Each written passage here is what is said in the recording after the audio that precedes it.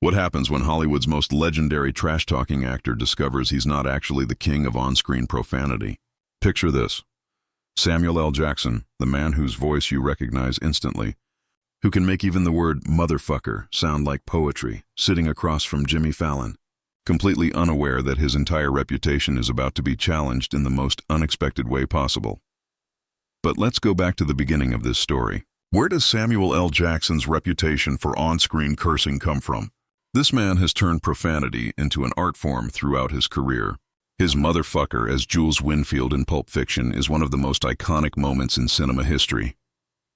His line in Snakes on a Plane, "I have had it with these motherfucking snakes on this motherfucking plane," became an internet meme. This man has transformed cursing into such an art form that there isn't a movie lover alive who doesn't admire him for it. But this is where the story gets interesting. It was a Tuesday night at Studio 6B at 30 Rockefeller Plaza. The Tonight Show starring Jimmy Fallon was in full swing, and the audience was buzzing with anticipation. When Samuel L. Jackson walked onto the stage with that characteristic confident stride, he moved like he owned the entire world. And honestly, when you've appeared in over 150 films and your voice is instantly recognizable to millions around the world, you probably do own whatever room you walk into. Jimmy Fallon greeted him with his usual infectious enthusiasm. Samuel L. Jackson, everybody. The man, the myth, the living legend. The audience erupted like thunder. Samuel settled into the guest chair with that cool composure that has made him an icon for decades. He wasn't in any hurry, had no nervousness. This man was ready for any question. At least that's what he thought.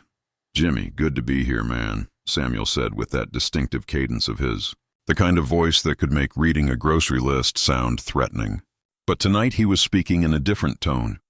Relaxed, genuine, almost paternal. Jimmy started his show the way he always does. "Samuel, we've been wanting to have you here for a long time. Let's talk about your recent projects." And Samuel responded professionally.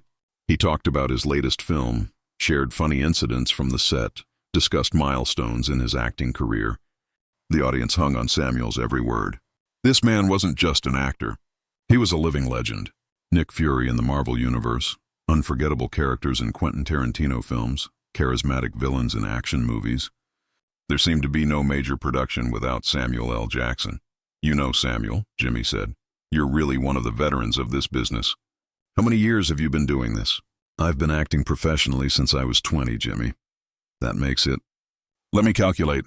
About 45 years, Samuel said proudly. 45 years. That's incredible.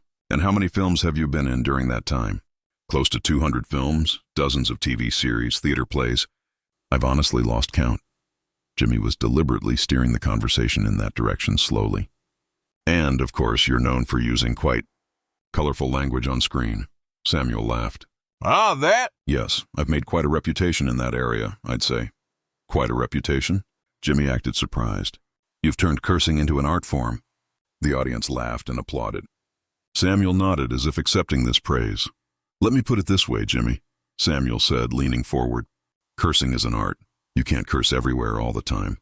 A curse word spoken at the right time, with the right tone, in the right context, is one of the most powerful dramatic tools." "Absolutely," Jimmy said. "And you're a master at it." "In fact..." Jimmy started to hesitate here, that mischievous expression spreading across his face. "In fact, we did a little research on this topic." Samuel's eyebrows furrowed slightly. "What kind of research?" Jimmy took his tablet from his desk, his grin growing wider by the second. "Well, our show's research team consists of quite curious people, and they prepared something special for you." "What kind of something?" Samuel's voice was a bit more cautious now. "Samuel L. Jackson's profanity statistics in cinema history," Jimmy said in a dramatic voice. Samuel's face lit up. "Ah, this is interesting. Tell me about it." Jimmy opened the tablet, scrolling through something not shown on screen. "Our team went through all your films. They counted every curse word, categorized them, even calculated how many times you said which curse word." "Wow," Samuel said, looking genuinely impressed. "What thorough work. I'm curious about the results. Would you like to make a guess first?" Jimmy asked. "How many curse words do you think you've said in total?" Samuel took on a thoughtful expression. 45-year career, 200 films. Let's think per film on average. Some films I don't curse at all, in others, he laughed. In others it gets a bit excessive. Let's say an average of 5-10 curses per film. That would make a figure between 1,000-2,000 curse words. Interesting guess, Jimmy said. The actual number 1847. Wow. My guess was very close. Samuel was genuinely surprised. Yes, very close. And this puts you in a very special category in Hollywood. What kind of category? Jimmy paused here, looked at the audience, then turned back to Samuel. The list of actors who curse the most. Samuel's chest swelled with pride. This is pride-inducing. I assume I'm in first place. And this is where everything changed. That mischievous grin on Jimmy's face grew even wider. Actually, Samuel, you're in fourth place. Suddenly there was such silence in the studio that you could hear a pin drop. The expression on Samuel's face was slowly changing. First confusion, then disbelief, then a bit of offense too. Fourth place, Samuel said slowly. His voice was turning into that familiar, dangerous whisper. Fourth place, Jimmy confirmed, clearly enjoying Samuel's reaction. Samuel straightened in his chair. Jimmy, are you telling me right now that there are 3 actors in Hollywood who curse more than me? Exactly right. Samuel's hands gripped the arms of his chair. This is unacceptable, Jimmy. I'm Samuel L. motherfucking Jackson. The audience exploded. Jimmy could barely contain his laughter. There, you just added 1 more to your count, Jimmy said. But Samuel wasn't in a laughing mood. Jimmy, I'm serious. I'm a professional at this. I've turned cursing into art. Who's ahead of me? Jimmy looked at the list on his tablet. In third place, Joe Pesci, Samuel thought. Joe Pesci. Okay, I can understand this. Goodfellas, Casino, My Cousin Vinny. Joe is really talented. I respect him. So who's second? In second place, Jimmy paused. Jonah Hill. The studio exploded again. Samuel's jaw literally dropped. Jonah Hill? The fat kid from Superbad? That's the one.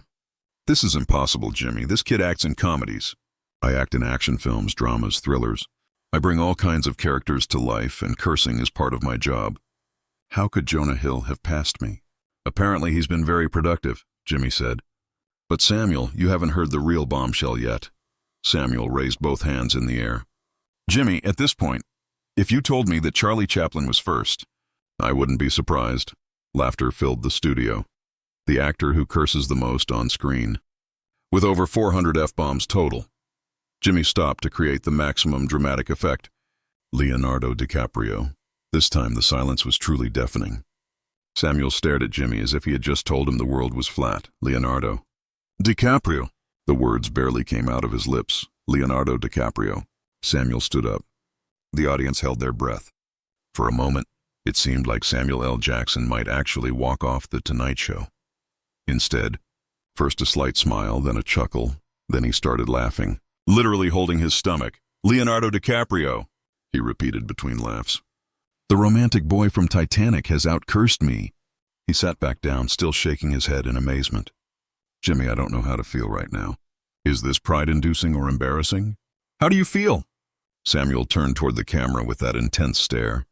Leo, if you're watching this, and I know you are because everyone watches Jimmy Fallon, know this. This isn't over. I'm coming for that number 1 position. The audience went wild. Are you declaring war on Leonardo DiCaprio? Jimmy asked. Samuel stood up, this time addressing the audience. Ladies and gentlemen, Samuel L. Jackson is officially coming out of retirement from cursing. My next 10 films will contain more curse words than a Tarantino film. The studio exploded with the biggest applause of the night. People were standing, cheering by name. But seriously, Samuel, Jimmy said, trying to get the show under control. Did you know Leonardo cursed that much? Samuel sat down, but the competitive fire in his eyes was still burning. Jimmy, Leonardo DiCaprio is a very talented actor. The Wolf of Wall Street, The Departed, Django Unchained. The man really knows his business. But I'm Samuel L. Jackson. This won't stay this way.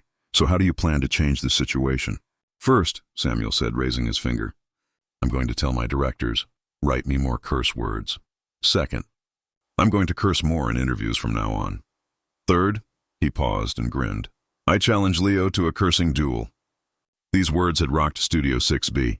The audience was standing and applauding, shouting. Jimmy couldn't control himself anymore. This is the best reaction I've ever seen in Tonight Show history. Jimmy, you've started something beautiful and terrible. Leo's going to need to practice his cursing because Uncle Samuel is coming to reclaim his throne. As the show went to commercial, Samuel leaned over to Jimmy and said loud enough for the microphones to pick up, "You know what the craziest part is? I'm actually proud of Leo. This is serious damn art, love." The audience had gone wild one last time as the cameras faded to black. During the commercial break, Samuel turned to Jimmy. "Is this list real or a joke?" Jimmy laughed. "Completely real. Our team worked on this for 3 weeks. So who else is on the list? 5th place is Robert De Niro, 6th is Al Pacino, 7th is—" "Wait a minute," Samuel said. "De Niro and Pacino are below me?" "Yes." "This made me feel a bit better," Samuel said, laughing. When the show returned from commercial, Jimmy was still enthusiastic. "Ladies and gentlemen, I think we just witnessed the beginning of the greatest cursing rivalry in Hollywood history." Samuel took his final word. "Jimmy, as I leave here tonight, I'm making a promise to myself. I'm going to close the cursing gap between Leonardo DiCaprio and me. And if necessary, I'll write a new movie, just to curse." And thus began the most unexpected rivalry in the entertainment world. Samuel L. Jackson versus Leonardo DiCaprio, the Curse Wars. The clip would go viral within hours, get millions of views on social media, and even start a petition for a real cursing duel between Samuel and Leo. Sometimes the best television moments happen when you least expect them. And tonight, even though Samuel L. Jackson's ego was bruised a bit, one of the most entertaining moments in television history had occurred. Because in the end, Samuel L. Jackson was still Samuel L. Jackson, and now he had a mission to reclaim his throne.